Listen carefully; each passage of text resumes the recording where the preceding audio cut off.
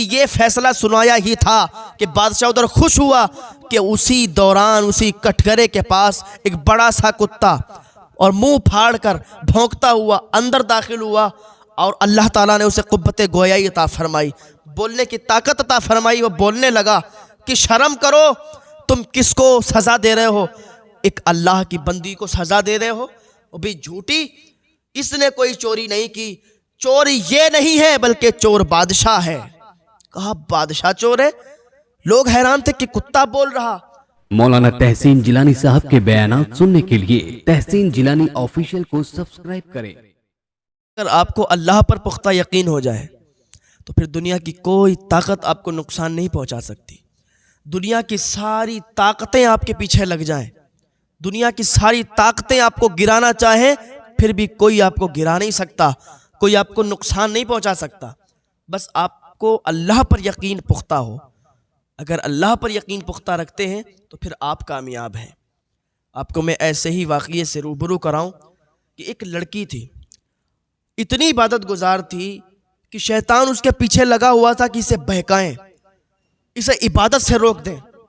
लेकिन शैतान ने अपने पूरे जोर आजमा लिए, लेकिन लड़की को बहका नहीं सका। हर दिन नई नई तरकीबें सोचता कि इस लड़की को बहकाया जाए, लेकिन जिसको अल्लाह पर यकीन पुख्ता होता है तो फिर कोई लाख बुरा चाहे तो क्या होता है, वही होता है जो मंजूर खुदा होता है। लड़की इबादत करती रहती और ये अपने अलग अलग हथकंडे अपनाता, लेकिन नाकामयाब हो जाता। एक दिन क्या हुआ, इसने लाख जब ऐसी कोशिशें की और नाकाम रहा तो इसने एक बड़ी साजिश के तहत एक खुफिया तरकीब निकाली और इसने अपने मन ही मन में सोच लिया कि बिल्कुल इस तरकीब से ये लड़की अल्लाह की इबादत से दूर हो जाएगी। अपने जो भी इसके चेले थे, जो भी इसकी बिरादरी के लोग थे, शैतान इकट्ठा करके और इसने मंसूबा बनाया, तरकीब निकाली कि हम एक बहुत ही खूबसूरत चेहरा धारण करेंगे, बहुत ही खूबसूरत चेहरा अपना बनाएंगे, खूबसूरत लड़के की शक्ल में इसके सामने जाएंगे। और जब खूबसूरत लड़के की शक्ल होगी और ऐसा चेहरा कि चांद भी शर्मा जाए, तो ऐसा चेहरा जब इस लड़की के सामने जाएगा तो ये तो बस मेरी तरफ खिंची चली आएगी, इबादत से दूर हो जाएगी, ये फिर इबादत में इसका दिल नहीं लगेगा। तो इसने अपना जो रूप था बदल लिया, अपना चेहरा चेंज कर लिया और ऐसा रूप इसने धारण किया कि इतना हसीनो जमील बन गया कि चांद भी शर्मा जाए, इतना खूबसूरत, इतना हसीनो जमील। और वही कहते हैं कि जिसको अल्लाह पर यकीन पुख्ता हो तो फिर कोई भी उसे नहीं गिरा सकता। तो शैतान ने अपनी शक्ल को तब्दील किया और एक खूबसूरत लड़के की सूरत इख्तियार की और लड़की के सामने आया। लड़की जब इबादत से फारिग हुई तो लड़की ने जैसे ही नज़र उठा के देखा तो लड़की ने उसका चेहरा देखा कि बेहोश हो गई, बेहोश हो गई, गिर गई।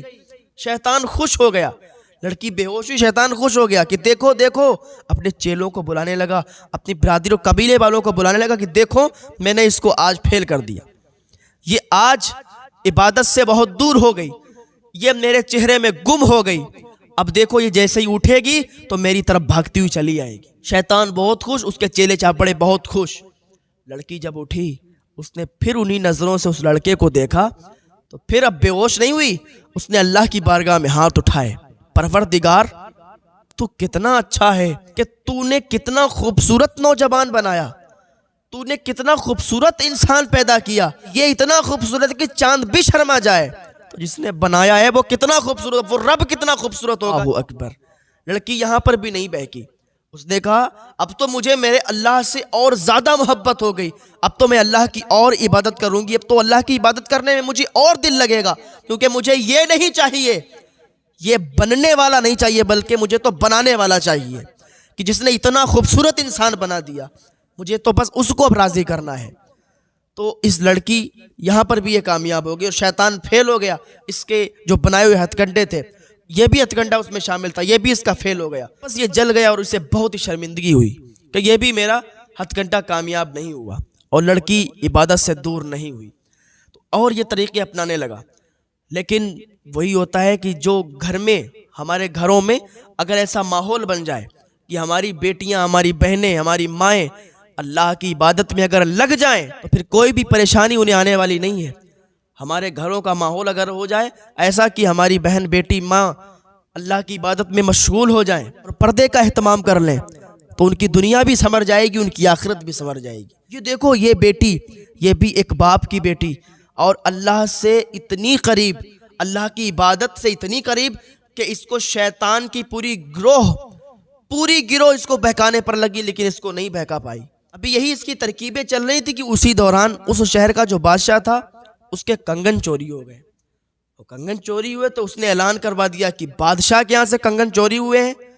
तो जिसके पास वो कंगन मिल गए और पता चल गया कि उस शख्स ने चुराए हैं तो ये समझो कि उसके हाथ भी काट दिए जाएंगे, उसके पैर भी काट दिए जाएंगे और उसको कड़ी सजा मिलेगी। तो शहर में मशहूर हो गया कि बादशाह के कंगन चुर गए। बादशाह के शैतान को जब मालूम चला, इसे मौका मिल गया। इसने कहा चलो इस बार तो बस इसको इबादत से दूर कर दिया जाएगा, इसको सज़ा दिलवा दी जाएगी।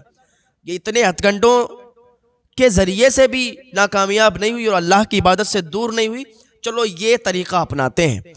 ये बादशाह के पास एक बुज़ुर्ग की शक्ल इख्तियार करके गया, दाढ़ी सफ़ेद कर ली, चेहरा अजीब कर लिया। बादशाह के पास गया, कहा मियाँ तुम्हारे जो कंगन चुरे हैं मैं जानता हूँ कहाँ हैं। कहा कहाँ है? का एक लड़की है उसके पास है और वो इबादत गुजार है, दिन रात इबादत करती रहती है, लेकिन चोर है, कंगन चुराए आपके। बादशाह ने कहा यह कैसी बात है कि इबादत भी करती है, अल्लाह को राजी भी करती है और चोरी भी करती है, ऐसा तो नहीं हो सकता। उसने कहा मियाँ मेरे पास सबूत है। का सबूत क्या है? कहा मैंने उसको पहने हुए देखा है।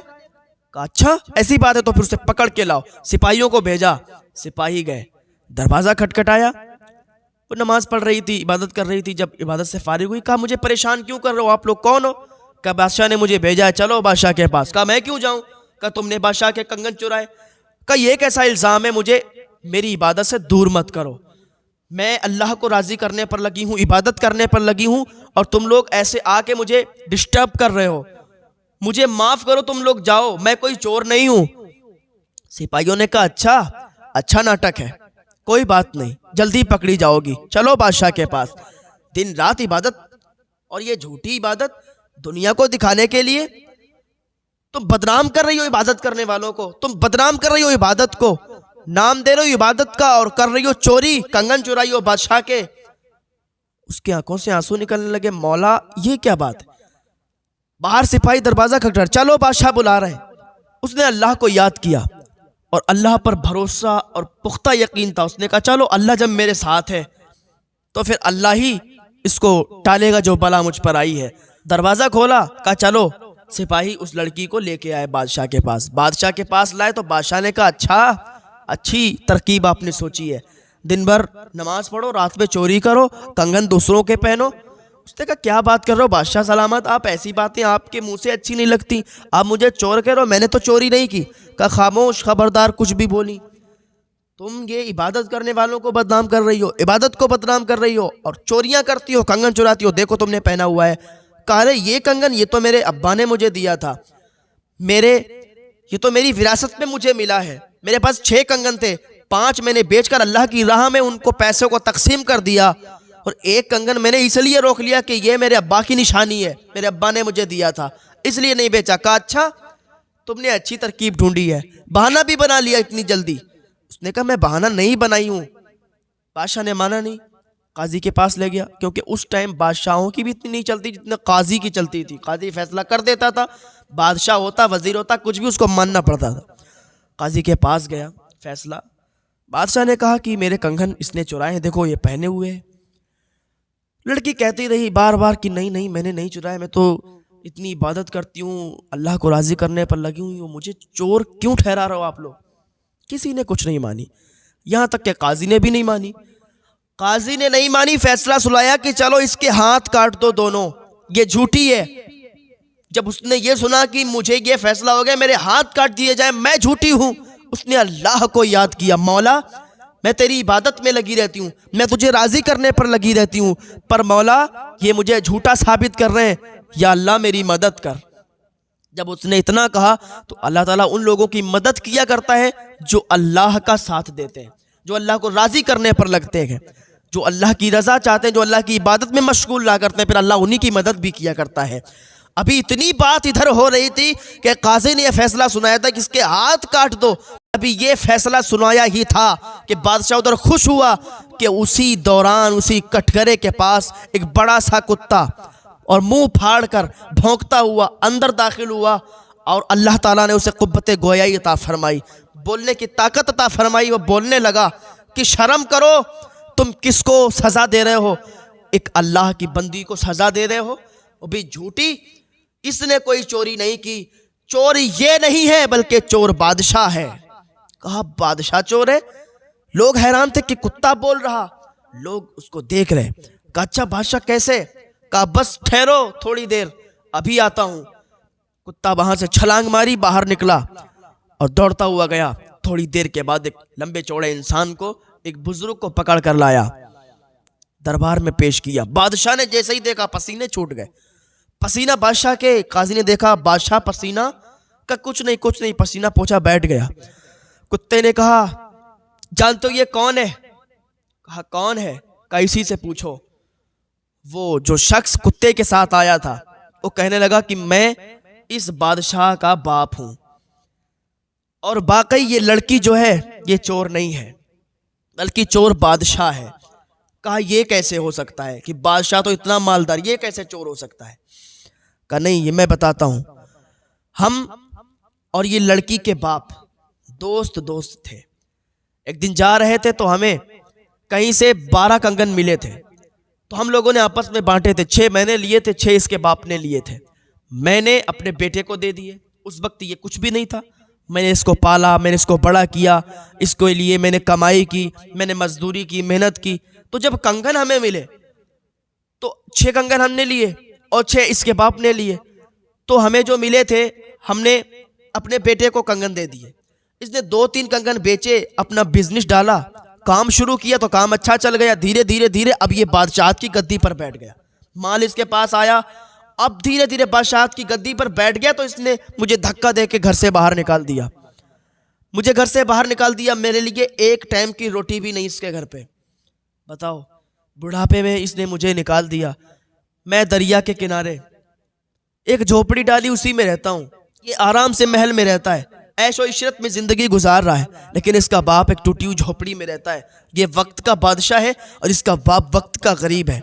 और पता है, और ये जो लड़की कटघरे में खड़ी है जिसको तुम सजा देने जा रहे थे, बहुत बड़ा जुर्म करने जा रहे थे, बहुत बड़ा पाप करने जा रहे थे, इसी लड़की की वजह से मैं जिंदा हूं। काजी ने कहा क्या मतलब? इस लड़की की वजह से आप जिंदा हो? कहा हाँ। कहा ये लड़की ये बहुत इबादत गुजार है। जब ये रोटी खाने के लिए बैठती है तो आधी रोटी निकालती है, खुद खा लेती है, और आधी रोटी इसी कुत्ते को डाल देती है। और ये कुत्ता क्या करता है? ये कुत्ता रोटी वहां से उठाता है और मेरे पास लाता है। आधी उसमें से मैं खाता हूं और आधी ये कुत्ता खाता है। हम कुत्ते के साथ रोटी बैठ के खाते हैं और ये हमारा बेटा वक्त का बादशाह है कि ऐशो इशरत के साथ जिंदगी गुजार रहा है। बादशाह ने ये जब सुना था तो उसके चेहरे पर पसीना ही पसीना हो गया था कि आज ये जुर्म पकड़ा गया। एक तो इसने अपने बाप को घर से बाहर निकाला, दूसरे इसने इबादत गुजार लड़की पर तोहमत लगाई है। सजा इस लड़की को नहीं, इसको देना चाहिए। काजी ने हुक्म सुना दिया कि इसके हाथ भी काटे जाएंगे और इसकी जबान भी काटी जाएगी। तो बादशाह ने कहा जबान किस लिए काटी जाएगी? कहा हाथ इसलिए काटे जाएंगे कि इन्हीं हाथों से अपने बाप को घर से बाहर निकाला। जबान इसलिए काटी जाएगी कि तूने इस इबादत गुजार को फंसाया, इस इबादत गुजार लड़की के लिए गलत फैसला सुनवाया, और तूने इसी जबान से इसको चोर बोला, इसी जबान से इस इबादत गुजार लड़की को चोर बोला, तो तेरी जबान भी काटी जाएगी। तो अल्लाह इंसाफ दिलवाता है, अल्लाह इंसाफ दिलवाता है।